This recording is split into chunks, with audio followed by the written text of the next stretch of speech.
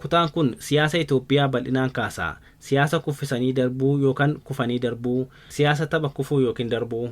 Bitootessa 14 bara 2010 jijjiiramni wayita dhufee siyaasni Itoophiyaa akka tasgabbaa'uu jalqabe himuun tasgabbiin yeroo muraasaaf ture gara jeequmsaa fi diigumsaatti akka ce'e hima.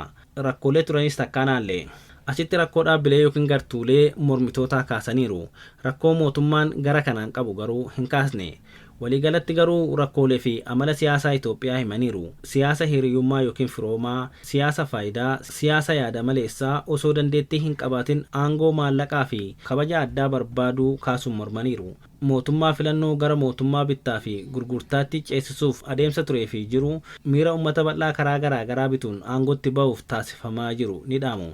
Asirratti dubbisaan dhugaa lafa jiruu fi barreeffama isaanii ofiif madaallatee waan isaaf ta'u yaa fudhatun jedha. Dabalataan siyaasa yaada maleessa jedhu addatti kaasu.